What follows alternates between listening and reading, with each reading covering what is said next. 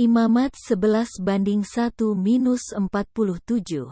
ILT 3, dan Yahweh berfirman kepada Musa dan kepada Harun dengan berkata kepada mereka, berbicaralah kepada Bani Israel dengan mengatakan, inilah binatang yang boleh kamu makan dari segala hewan yang ada di bumi. Dari antara hewan itu, kamu boleh memakan setiap yang berkuku belah dan kukunya membentuk celah, yang memamah biak. Hanya dari yang memamah biak atau dari yang berkuku belah itu, kamu tidak boleh memakan unta, sebab walau ia memamah biak, tetapi tidak berkuku belah, itu najis bagimu, dan kelinci.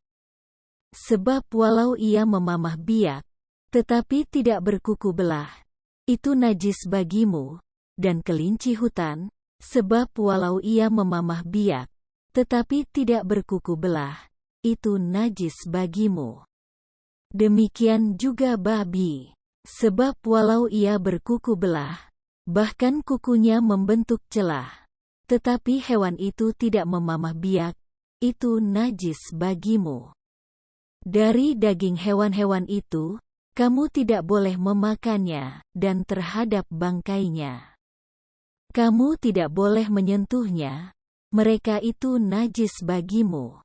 Dari segala yang ada di dalam air berikut ini, kamu boleh memakannya, setiap yang bersirip atau bersisik di dalam air. Di dalam laut dan di dalam sungai, mereka boleh kamu makan. Tetapi setiap yang tidak bersirip dan bersisik di dalam laut dan di dalam sungai dari segala yang berkeriapan di dalam air dan dari segala makhluk hidup yang tinggal di dalam air, mereka itu kejijian bagimu. Ya, mereka merupakan kejijian bagimu. Dari dagingnya kamu tidak boleh memakannya dan terhadap bangkainya kamu harus merasa jijik. Segala yang tidak bersirip atau bersisik di dalam air, itu kejijian bagimu. Dan dari antara jenis burung ini, kamu harus merasa jijik, mereka tidak boleh dimakan, mereka adalah kejijian. Burung rajawali dan elang berjanggut dan elang hitam dan burung layang-layang dan elang menurut jenisnya, setiap burung gagak menurut jenisnya, dan burung unta, dan burung hantu, dan burung camar. Dan burung alap-alap menurut jenisnya, burung pungguk, burung dendang air, dan burung hantu besar, burung hantu putih, burung undan, dan burung nazar. Dan burung bangau dan burung ranggung menurut jenisnya, serta meragai dan kelelawar. Segala yang berkeriapan yang dapat terbang, yang berjalan dengan keempat kakinya, adalah kejijian bagimu. Hanya inilah yang boleh kamu makan dari segala yang berkeriapan yang dapat terbang, yang berjalan pada keempat kakinya, yaitu yang berpaha lebih atas daripada kaki-kakinya, sehingga dengan itu dapat melompat di atas tanah. Dari antara mereka inilah kamu boleh memakannya, belalang menurut jenisnya, dan belalang gundul menurut jenisnya, dan belalang kunyit menurut jenisnya, dan belalang padi menurut jenisnya. Namun, segala yang berkeriapan yang dapat terbang, yang berkaki empat itu, adalah kejijian bagimu. Dan karena hal-hal ini kamu dapat menjadi najis, setiap orang yang menyentuh bangkainya, dia menjadi najis sampai petang, dan setiap orang yang mengangkat bangkainya, dia harus mencuci pakaiannya. Dan dia menjadi najis sampai petang. Mengenai segala hewan yang berkuku belah, tetapi kukunya tidak membentuk celah dan tidak memamah biak, mereka itu najis bagimu. Setiap orang yang bersentuhan dengannya, dia menjadi najis. Dan segala yang berjalan dengan telapak kakinya di antara segala binatang yang berjalan dengan keempat kakinya, mereka itu najis bagimu. Setiap orang yang bersentuhan dengan bangkainya, dia menjadi najis sampai petang. Dan orang yang mengangkat bangkainya, dia harus mencuci pakaiannya, dan dia menjadi najis sampai petang. Mereka itu najis bagimu. Dan inilah yang najis bagimu di antara yang berkeriapan yang mengeriap di atas bumi, musang, dan tikus, dan kura-kura menurut jenisnya, dan tokek, dan bunglon, dan kadal, dan keong, dan tikus mondok. Itulah yang najis bagimu dari antara semua yang berkeriapan. Setiap orang yang bersentuhan dengannya dalam keadaan mati, dia menjadi najis sampai petang. Dan segala sesuatu, dari semua perkakas kayu, atau pakaian, atau kulit, atau karung, yang ke atasnya jatuh seekor dari mereka itu dalam keadaan matinya, dia menjadi najis. Setiap perkakas yang dengannya pekerjaan sedang dikerjakan, haruslah dimasukkan ke dalam air, dan dia menjadi najis sampai petang, kemudian akan menjadi tahir. Dan setiap bejana tanah yang ke tengah-tengahnya jatuh seekor daripadanya, segala sesuatu yang ada di tengahnya menjadi najis, dan kamu harus memecahkannya. Dari semua makanan yang boleh dimakan, yang ke atasnya air bejana itu mengenainya, dia menjadi najis, dan segala minuman yang dapat diminum yang ada di dalam seluruh bejana itu, ia menjadi najis. Dan segala sesuatu yang ke atasnya sesuatu daripada bangkai itu jatuh, dia menjadi najis. Tungku atau anglo haruslah diremukkan. Mereka itu najis, dan mereka menjadi najis bagimu. Namun demikian, mata air dan sumur penampungan air, tetaplah tahir. Tetapi orang yang bersentuhan dengan bangkai mereka, dia menjadi najis. Dan ketika sesuatu dari bangkai mereka jatuh ke atas setiap benih, suatu taburan yang akan ditaburkan, dia tetap tahir. Namun, ketika air disiramkan pada benih itu, dan sesuatu dari bangkai mereka jatuh ke atasnya, maka dia najis bagimu. Dan ketika ada dari hewan yang bagimu dia merupakan makanan, mati, orang yang bersentuhan dengan bangkainya menjadi najis sampai petang. Dan orang yang makan sesuatu dari bangkainya, dia harus mencuci pakaiannya, dan dia menjadi najis sampai petang. Dan orang yang mengangkat bangkainya, dia harus mencuci pakaiannya, dan dia menjadi najis sampai petang. Dan semua yang berkeriapan yang mengeriap di atas bumi adalah kejijian, dia tidak boleh dimakan. Semua yang merayap dengan perutnya, dan semua yang berjalan dengan keempat kakinya, hingga semua yang berkaki banyak, termasuk semua yang berkeriapan yang mengeriap di atas bumi, kamu tidak boleh memakannya, karena mereka adalah kejijian. Biarlah kamu tidak mengotori jiwamu dengan segala yang berkeriapan yang mengeriap, dan kamu tidak membuat dirimu cemar dengannya, dan dirimu tidak dinajiskan olehnya. Sebab, akulah Yahweh, Elohimmu. Maka haruslah kamu menguduskan dirimu, dan kamu harus menjadi kudus, sebab aku kudus. Dan kamu tidak boleh mencemarkan jiwamu dengan semua yang berkeriapan yang merayap di atas bumi. Sebab, akulah Yahweh yang telah membawa kamu keluar dari tanah Mesir untuk menjadi Elohim bagimu, maka kamu harus menjadi kudus, sebab aku kudus. Itulah Torah tentang hewan dan burung dan segala makhluk hidup yang merayap di dalam air, dan tentang segala makhluk yang mengeriap di atas bumi ini.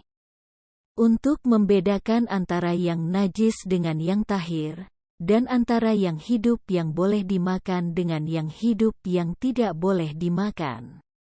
Imamat 12:1-8, ILT 3, dan berfirmanlah Yahweh kepada Musa dengan mengatakan, "Berbicaralah kepada Bani Israel, katakanlah, ketika seorang wanita mengandung lalu melahirkan bayi laki-laki, maka dia menjadi najis selama 7 hari, seperti masa sakit haidnya.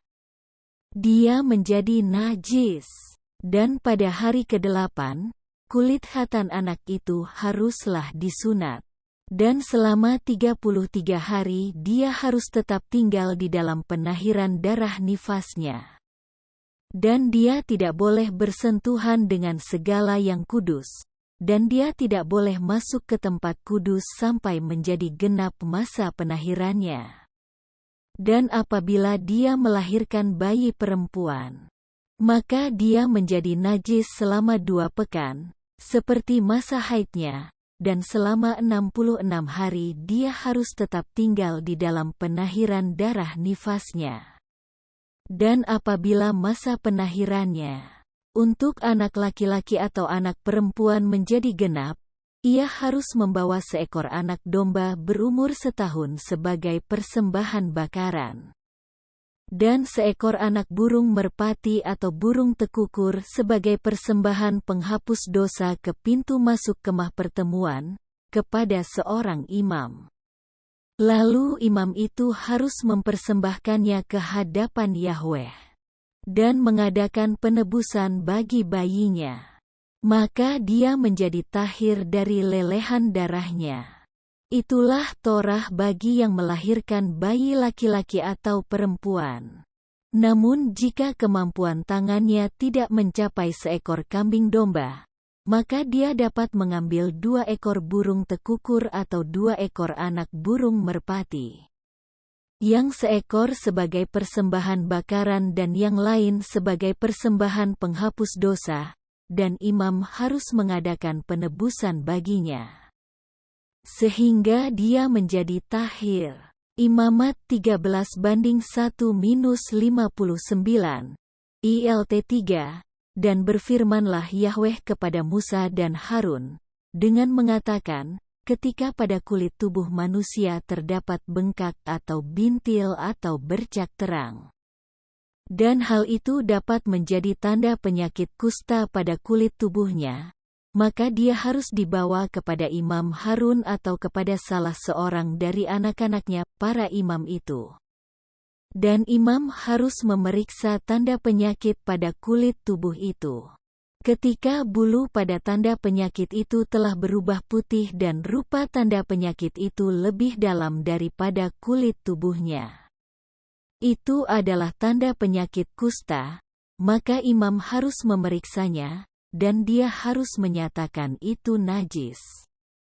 Dan jika bercak terang itu menjadi putih pada kulit tubuhnya, dan rupanya tidak lebih dalam daripada kulit, dan bulunya tidak berubah putih, maka imam harus mendiamkan tanda penyakit itu 7 hari. Dan pada hari ke-7, imam harus memeriksanya. Bila tampak di matanya tanda penyakit itu berhenti, tanda penyakit itu tidak menyebar pada kulit, maka imam harus mendiamkannya 7 hari untuk kedua kalinya. Dan pada hari ke-7 yang kedua kalinya, imam harus memeriksa itu. Bila tampak tanda penyakit itu pudar dan tanda penyakit itu tidak menyebar pada kulit, maka imam harus menyatakan itu tahir. Itu adalah bintil. Lalu dia harus mencuci pakaiannya, dan dia menjadi tahir. Dan jika bintil itu benar-benar menyebar pada kulit setelah hal itu diperiksakan kepada imam dalam rangka penahirannya, maka itu harus diperiksakan untuk kedua kalinya kepada imam. Dan imam harus memeriksa, bila tampak bintil itu menyebar pada kulit, maka imam harus menyatakan itu najis, itu adalah kusta. Ketika pada manusia terdapat tanda penyakit kusta, maka dia harus dibawa kepada imam. Dan imam harus memeriksa, bila tampak ada bengkak putih pada kulit, dan itu telah mengubah bulu menjadi putih. dan ada daging tumbuh yang liar pada bengkak itu adalah kusta idapan pada kulit tubuh. Maka imam harus menyatakan itu najis. Ia tidak boleh mendiamkannya, sebab itu adalah najis.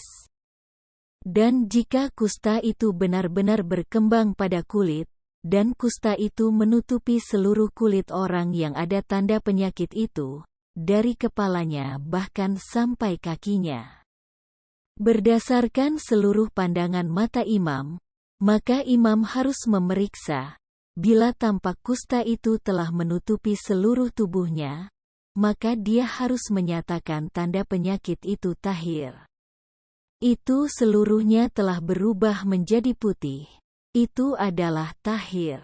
Namun ketika padanya terlihat ada daging tumbuh, itu menjadi najis.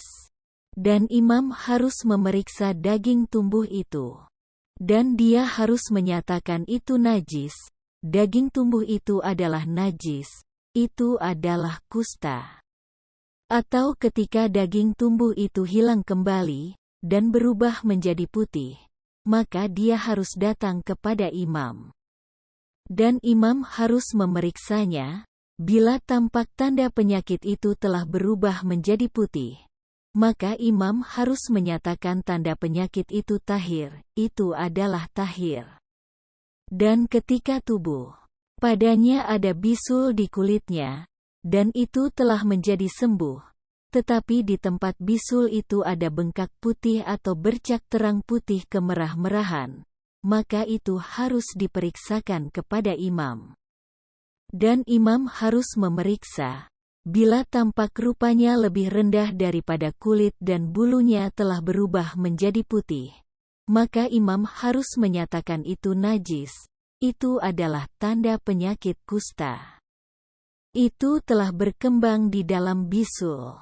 Dan jika imam memeriksanya, dan tampak tidak ada bulu putih di dalamnya, dan itu tidak lebih rendah daripada kulit, dan itu pudar, maka imam harus mendiamkannya 7 hari. Dan jika itu benar-benar menyebar pada kulit, maka imam harus menyatakan itu najis. Itulah tanda penyakit. Namun jika sebaliknya bercak terang itu berhenti, dia tidak menyebar, itu adalah keropeng bisul, dan imam harus menyatakan itu tahir. Atau ketika tubuh, pada kulitnya terdapat bekas luka bakar api, dan bekas luka bakar itu menjadi daging liar. Dengan bercak terang putih kemerah-merahan atau putih, maka imam harus memeriksanya, bila tampak bulu pada bercak terang itu berubah putih, dan rupanya lebih dalam daripada kulit, itu adalah kusta. Itu telah berkembang pada bekas luka bakar, dan imam harus menyatakan itu najis. Itu adalah tanda kusta. Dan jika imam memeriksanya, dan tampak tidak ada bulu putih pada bercak terang, dan itu tidak lebih rendah daripada kulit, dan itu pudar, maka imam harus mendiamkannya 7 hari. Dan pada hari ke-7, imam harus memeriksanya, jika itu benar-benar menyebar pada kulit. Maka imam harus menyatakan itu najis, itu adalah tanda kusta. Namun jika sebaliknya bercak terang itu berhenti, itu tidak menyebar pada kulit, bahkan itu pudar, itu adalah bengkak bekas luka bakar. Maka imam harus menyatakan itu tahir, karena itu adalah keropeng bekas luka bakar. Dan ketika seorang pria atau wanita, padanya terdapat tanda penyakit pada kepala atau pada dagu, maka imam harus memeriksa tanda penyakit itu. Bila tampak rupanya lebih dalam daripada kulit, dan padanya ada bulu kuning yang tipis, maka imam harus menyatakan itu najis. Itu adalah keropeng. Itu adalah kusta pada kepala atau dagu. Dan ketika imam memeriksa tanda penyakit keropeng itu, dan tampak rupanya tidak lebih dalam daripada kulit, dan tidak ada bulu hitam padanya, Maka imam harus mendiamkan tanda penyakit keropeng itu 7 hari. Dan pada hari ke-7, imam harus memeriksa tanda penyakit itu, bila tampak keropeng itu tidak menyebar, dan padanya tidak ada bulu kuning, dan rupa keropeng itu tidak lebih dalam daripada kulit, maka orang itu harus bercukur, tetapi dia tidak boleh mencukur keropeng itu. Lalu imam harus mendiamkan keropeng itu 7 hari untuk kedua kalinya. Dan pada hari ke-7, imam harus memeriksa keropeng itu, bila tampak keropeng itu tidak menyebar pada kulit, dan rupanya tidak lebih dalam daripada kulit, maka imam harus menyatakan itu tahir, dan dia harus mencuci pakaiannya, maka dia menjadi tahir. Namun jika keropeng itu benar-benar menyebar pada kulit setelah penahirannya, dan imam telah memeriksanya, dan tampak keropeng itu menyebar pada kulit, imam tidak perlu lagi meneliti akan bulu kuning itu adalah najis. Dan jika dalam pandangannya keropeng itu berhenti, dan bulu hitam tumbuh padanya, keropeng itu telah disembuhkan. Itu adalah tahir, dan imam harus menyatakan itu tahir. Dan ketika seorang pria atau wanita, pada kulit tubuhnya terdapat bercak terang yang putih, dan imam telah memeriksa, dan tampak bercak terang putih yang pudar pada kulit tubuhnya, itu adalah bintik, itu telah berkembang pada kulit, itu adalah tahir. Dan ketika seorang pria kepalanya menjadi gundul, dia itu botak, dia itu tahir. Dan apabila dari sebelah mukanya kepalanya menjadi gundul, dia mengalami botak pada keningnya, dia itu tahir.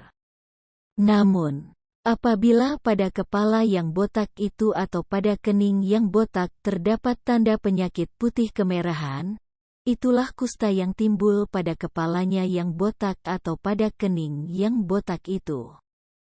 Dan imam harus memeriksanya, bila tampak tanda penyakit itu bengkak, putih kemerah-merahan, pada kepalanya yang botak atau pada keningnya yang botak, seperti rupa kusta kulit tubuh.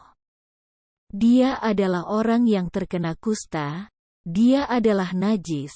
Imam harus benar-benar menyatakan dia najis, tanda penyakitnya ada pada kepalanya. Dan yang terkena kusta, yang padanya ada tanda penyakit itu, dia harus mengoyakkan pakaiannya, dan dia harus berselubung hingga kumisnya, dan haruslah kepalanya digundul, dan dia harus berseru, najis, najis, selama hari-hari ketika tanda penyakit itu ada padanya. Dia benar-benar menjadi najis, dia harus tinggal di pengasingan, tempat tinggalnya ada di luar perkemahan. Dan apabila terdapat tanda penyakit kusta pada pakaian wol atau pada pakaian lenan, atau pada benang lungsin, atau pada kain tenun untuk lenan dan untuk wol, atau pada kulit, atau pada segala pekerjaan dengan kulit, dan tanda penyakit itu telah menjadi kehijauan atau kemerahan pada pakaian atau pada kulit, atau pada benang lungsin, atau pada kain tenun, atau pada perkakas apapun dari kulit, itulah tanda penyakit kusta, dan dia haruslah diperlihatkan kepada imam. Dan imam harus memeriksa tanda penyakit itu dan menutup tanda penyakit itu 7 hari lamanya. Dan imam akan memeriksa tanda penyakit itu pada hari ke-7. Apabila tanda penyakit itu telah menyebar pada pakaian, atau pada benang lungsin, atau pada kain tenun, atau pada kulit, untuk apapun yang terbuat dari kulit bagi suatu karya, itulah tanda penyakit kusta yang ganas, itulah najis. Dan dia harus membakar pakaian itu, atau benang lungsin itu, atau kain tenun dalam wol atau dalam lenan itu. atau perkakas apapun dari kulit yang padanya ada tanda penyakit itu, sebab itulah penyakit kusta yang ganas, itu harus dibakar dengan api. Dan apabila imam itu memeriksanya, dan sungguh tanda penyakit itu tidak menyebar pada pakaian itu, atau pada benang lungsin itu, atau pada kain tenun itu, atau perkakas apapun dari kulit, maka imam itu harus memerintahkan agar mereka mencuci tanda penyakit yang ada padanya itu, dan dia harus menutupnya selama 7 hari yang kedua. Dan imam harus memeriksanya setelah tanda penyakit itu dicuci, dan tampaklah tanda penyakit itu tidak berubah, dan tanda penyakit itu tidak menyebar, itulah najis, engkau harus membakarnya dengan api. Penyakit itu terus menggerogoti pada bagian dalamnya atau bagian luarnya.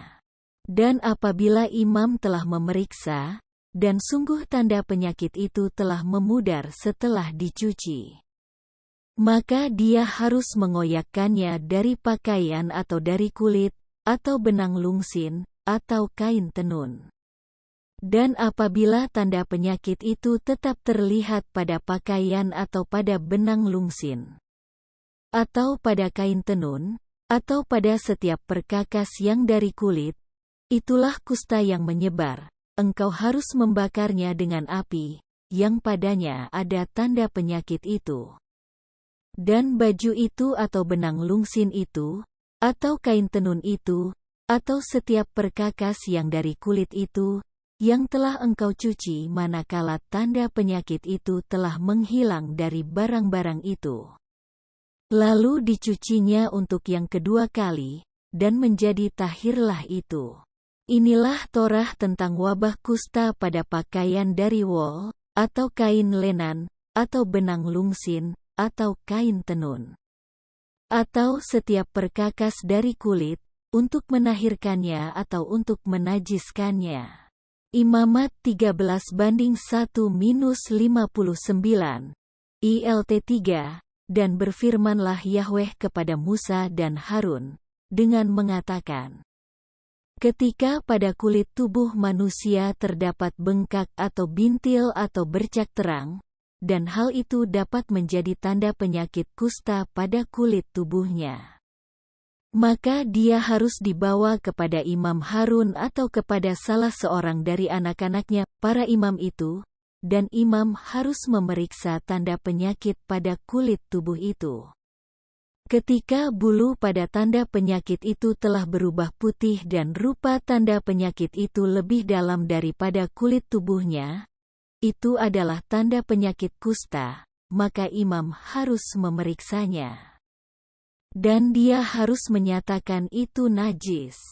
Dan jika bercak terang itu menjadi putih pada kulit tubuhnya, dan rupanya tidak lebih dalam daripada kulit, dan bulunya tidak berubah putih, maka imam harus mendiamkan tanda penyakit itu 7 hari.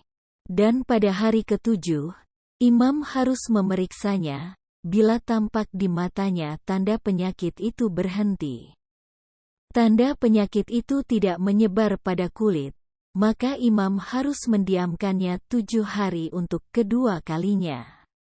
Dan pada hari ke-7 yang kedua kalinya, imam harus memeriksa itu.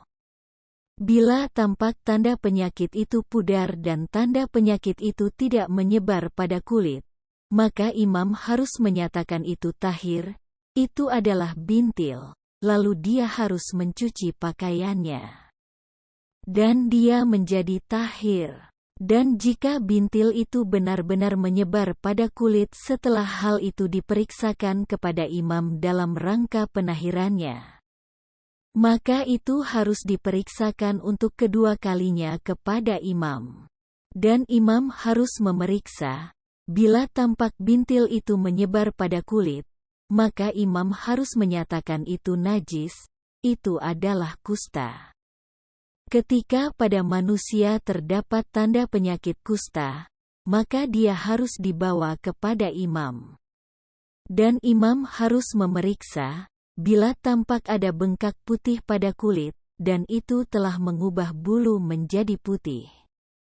Dan ada daging tumbuh yang liar pada bengkak itu adalah kusta idapan pada kulit tubuh. Maka imam harus menyatakan itu najis, ia tidak boleh mendiamkannya, sebab itu adalah najis. Dan jika kusta itu benar-benar berkembang pada kulit, dan kusta itu menutupi seluruh kulit orang yang ada tanda penyakit itu, dari kepalanya bahkan sampai kakinya. Berdasarkan seluruh pandangan mata imam, maka imam harus memeriksa, bila tampak kusta itu telah menutupi seluruh tubuhnya, maka dia harus menyatakan tanda penyakit itu tahir. Itu seluruhnya telah berubah menjadi putih.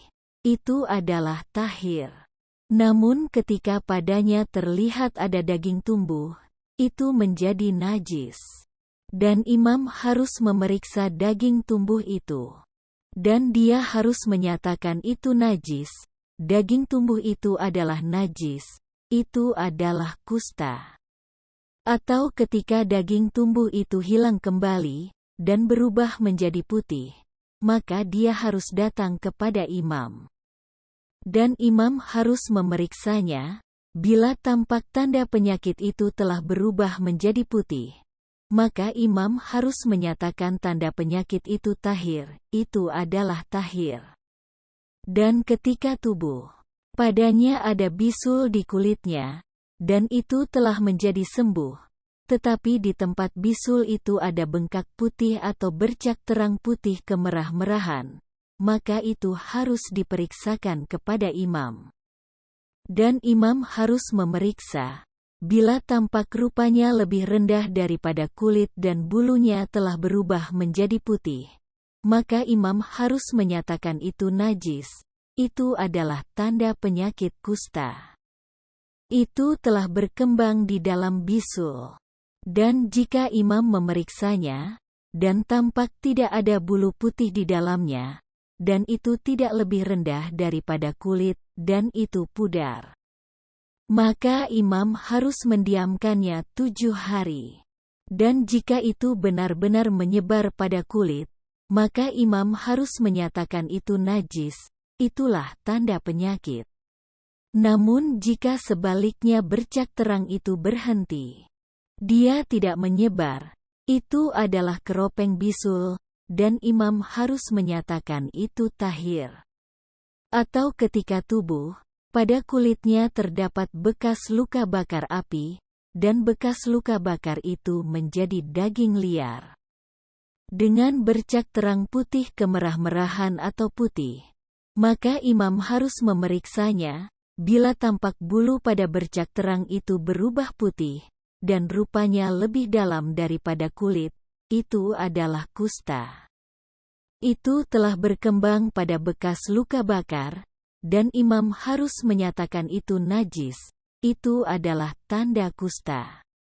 Dan jika imam memeriksanya, dan tampak tidak ada bulu putih pada bercak terang, dan itu tidak lebih rendah daripada kulit, dan itu pudar, maka imam harus mendiamkannya 7 hari. Dan pada hari ke-7, imam harus memeriksanya, jika itu benar-benar menyebar pada kulit. Maka imam harus menyatakan itu najis, itu adalah tanda kusta. Namun jika sebaliknya bercak terang itu berhenti, itu tidak menyebar pada kulit, bahkan itu pudar, itu adalah bengkak bekas luka bakar. Maka imam harus menyatakan itu tahir, karena itu adalah keropeng bekas luka bakar.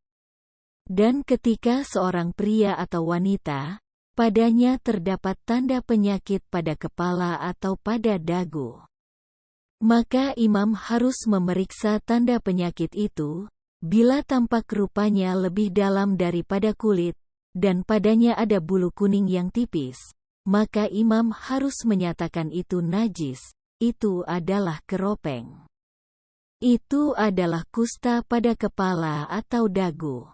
Dan ketika imam memeriksa tanda penyakit keropeng itu, dan tampak rupanya tidak lebih dalam daripada kulit, dan tidak ada bulu hitam padanya.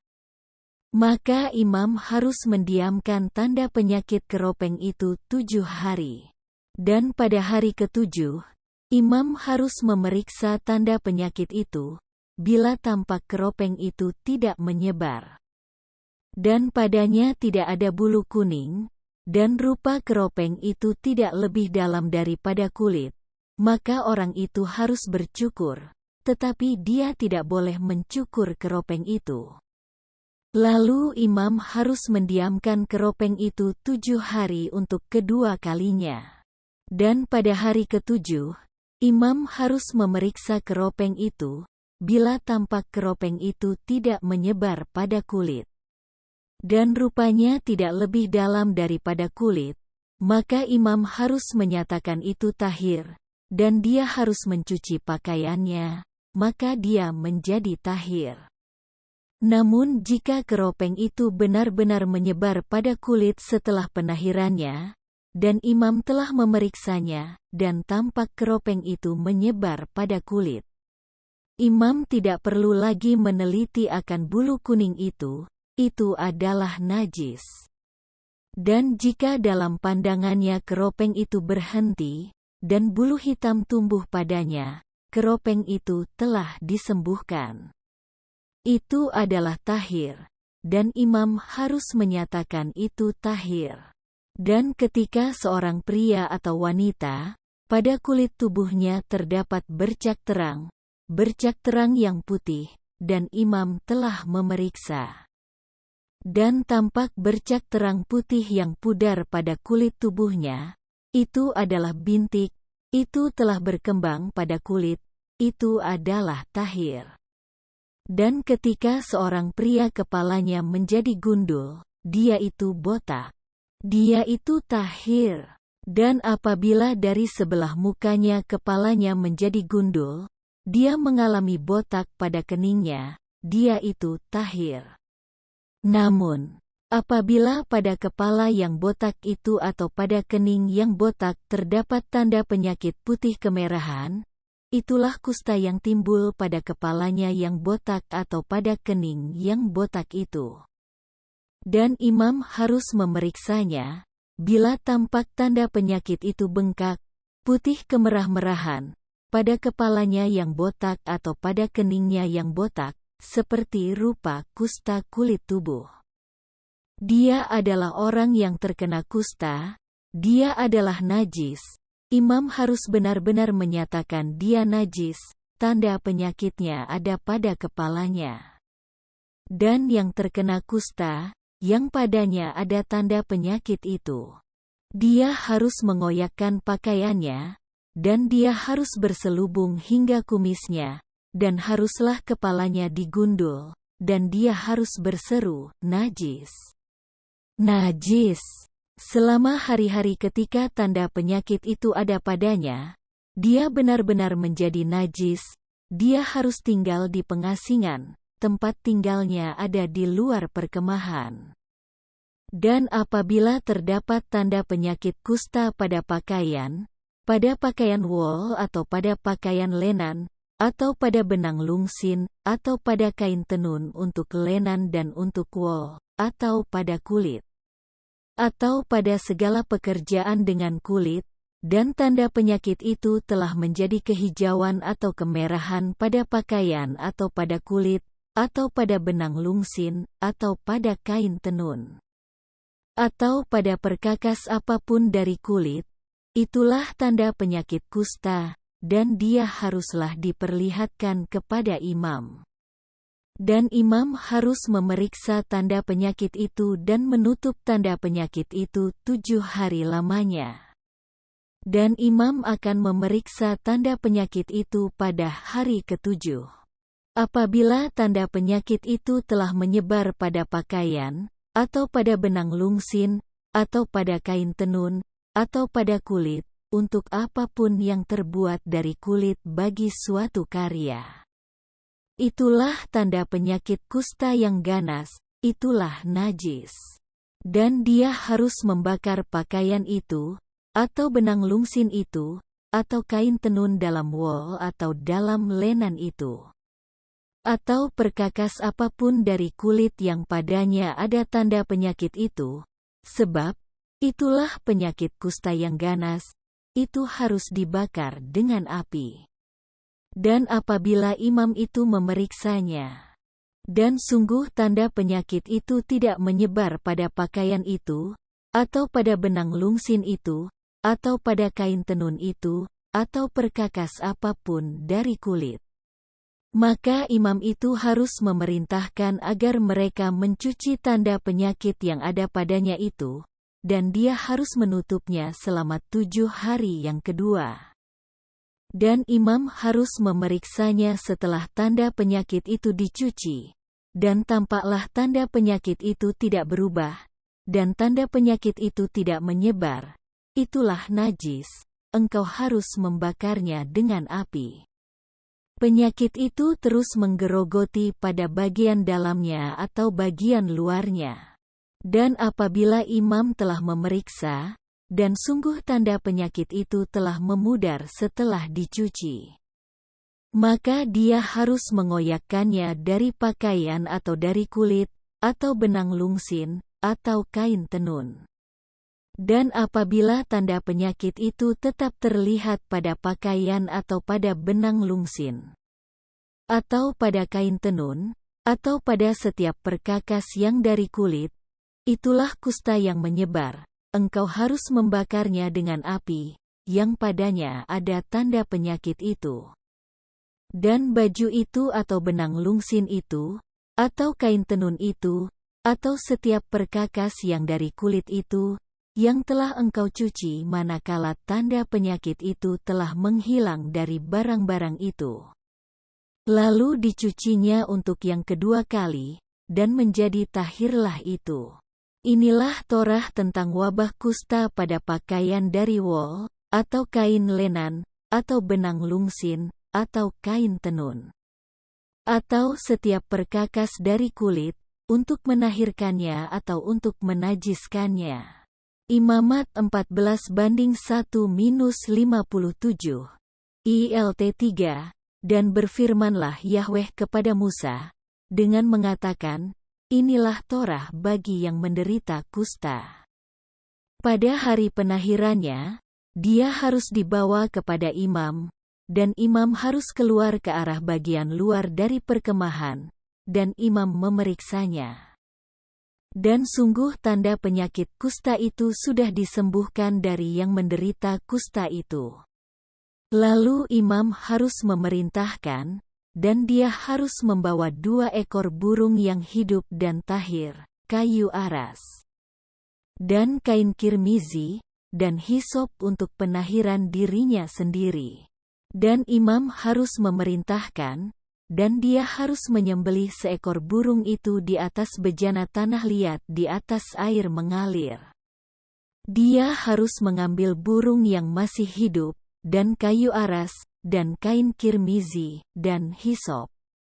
Dan dia harus mencelupkan semuanya itu dan burung yang hidup di dalam darah burung yang sudah disembelih itu, di atas air yang mengalir itu.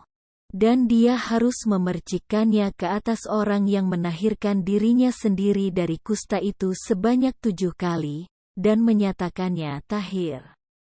Dan dia harus melepaskan burung yang masih hidup itu ke atas permukaan padang. Dan orang yang menahirkan dirinya itu harus mencuci pakaiannya, dan mencukur seluruh rambutnya, dan mandi dengan air. Dan dia pun tahir.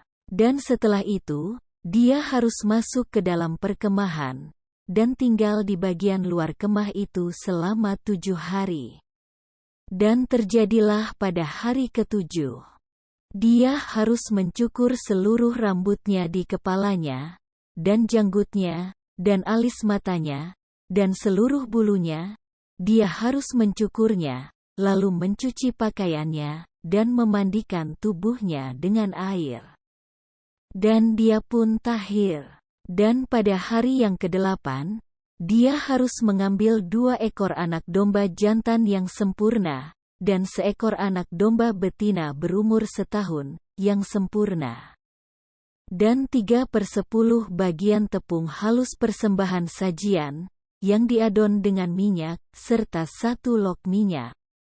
Dan imam yang menahirkan itu bersama-sama dengan orang yang akan menahirkan dirinya harus menempatkan diri di hadapan Yahweh di pintu kemah pertemuan.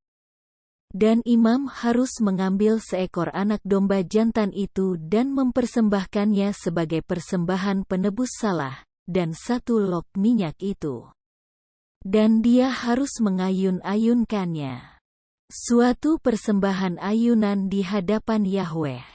Dan dia harus menyembelih anak domba jantan itu di tempat orang menyembelih persembahan penebus dosa dan persembahan bakaran, di tempat kudus. Sebab, seperti halnya persembahan penghapus dosa, persembahan penghapus salah itu untuk imam, itulah kemahakudusan. Dan dari darah persembahan penebus salah itu, imam harus mengambil. Dan imam haruslah mengoleskannya pada cuping telinga kanan, dan pada ibu jari tangan kanan, dan pada ibu jari kaki kanan yang menahirkan dirinya itu. Dan dari 1 log minyak itu imam harus mengambil dan menuangkannya pada telapak tangan kiri imam itu. Dan imam harus mencelupkan jari tangan kanannya ke dalam minyak yang di telapak tangan kirinya itu, dan dari minyak itu ia harus memercikkan dengan jarinya sebanyak 7 kali ke hadapan Yahweh. Dan dengan sisa minyak yang di telapak tangannya itu, imam harus mengolesi orang yang menahirkan dirinya itu, pada cuping telinga kanan, dan pada ibu jari tangan kanan, dan pada ibu jari kaki kanan. Di atas darah persembahan penebus salah. Dan yang tersisa dari antara minyak yang di telapak tangan imam itu, haruslah dia menaruhnya di atas kepala orang yang menahirkan dirinya itu. Dan imam harus mengadakan penebusan baginya di hadapan Yahweh. Dan imam harus membuat persembahan penghapus dosa dan harus mengadakan penebusan bagi dia yang ditahirkan dari kenajisannya itu. Dan setelah itu, ia harus menyembelih persembahan bakaran. Dan imam harus mempersembahkan persembahan bakaran dan persembahan sajian di atas mezbah. Dan imam harus mengadakan penebusan baginya. Dan dia pun menjadi tahir. Dan jika dia miskin, dan tidak satu pun yang dapat dijangkau tangannya, maka dia harus membawa seekor domba persembahan penebus salah sebagai persembahan ayunan guna mengadakan penebusan baginya. Dan 1/10 bagian tepung halus yang diadon dengan minyak sebagai persembahan sajian, serta 1 log minyak, juga 2 ekor burung tekukur atau 2 ekor anak burung merpati. Bagi mereka yang mampu, dan seekor menjadi persembahan penghapus dosa, dan seekor lainnya persembahan bakaran. Dan dia harus membawa semuanya itu kepada imam pada hari ke-8 untuk penahirannya. Ke pintu kemah pertemuan di hadapan Yahweh. Dan imam harus mengambil domba persembahan penebus salah, dan 1 log minyak itu, dan imam harus mengayun-ayunkan semuanya itu.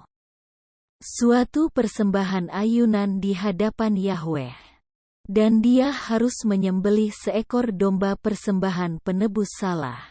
Dan dari darah persembahan penghapus salah itu, imam harus mengambil dan mengoleskannya pada cuping telinga kanan, pada ibu jari tangan kanan, dan pada ibu jari kaki kanan orang yang menahirkan dirinya itu.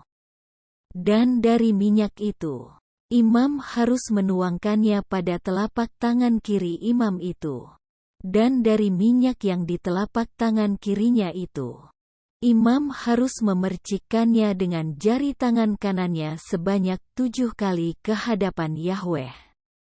Dan dari minyak yang ada di telapak tangan kirinya itu, imam harus mengoleskannya pada cuping telinga kanan, pada ibu jari tangan kanan, dan pada ibu jari kaki kanan orang yang menahirkan dirinya itu di atas tempat darah persembahan penebus salah.